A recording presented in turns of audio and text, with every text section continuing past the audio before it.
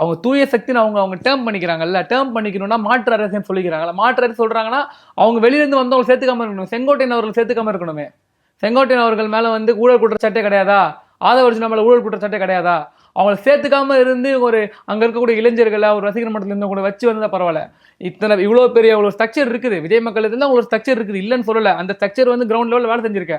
அதையும் தாண்டி வெளி கட்சியிலிருந்து கொண்டு வந்து சேர்த்தாங்கல்ல. அவங்க வந்து பண்ண விஷயங்களை இப்ப இவ்வளவு தூக்கி சுமக்க வேண்டியதா இருக்கட்டும். ராஜ்யசபாவுக்கு காங்கிரஸுக்கு இடம் ஒதுக்கியிருக்காங்க தாவேகா.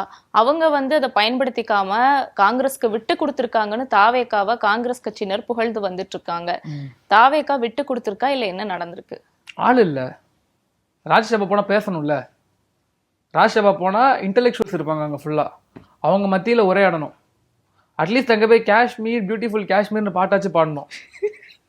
அங்க போயிட்டு தீப்பந்தம் எதிர்த்து தீண்டாம கொளுத்து இதுதான் என் கருத்து அடியும் உதயம் கலந்து வச்சா போக்கிரி பொங்கல்னு பாடினாலும் வேலைக்கு ஆகாது. அங்க போன டேட்டா எதிர்பார்ப்பாங்க, ஃபேக்ட்ஸ் எதிர்பார்ப்பாங்க, ஹிஸ்ட்ரி எதிர்பார்ப்பாங்க. எதுக்கு வந்து ஒரு பாலிசியை பத்தி டிபேட் பண்றோமோ அந்த பாலிசி பத்தி பேசிக் நாலேஜ் இருக்குன்னு எதிர்பார்ப்பாங்க.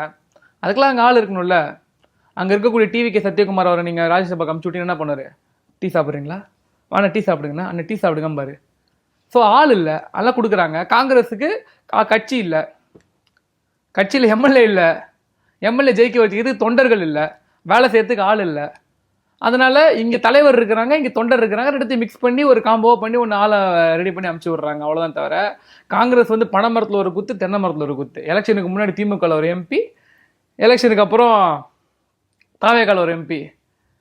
அந்த சந்தன டைலாக் சொல்லுவாங்கள்ல, பலையாளியா நீ வியாபாரமே ஆகாத ஓட்டத்தக்காளியை வச்சு நல்லா வியாபாரம் பார்த்துட்டுன்ற மாதிரி.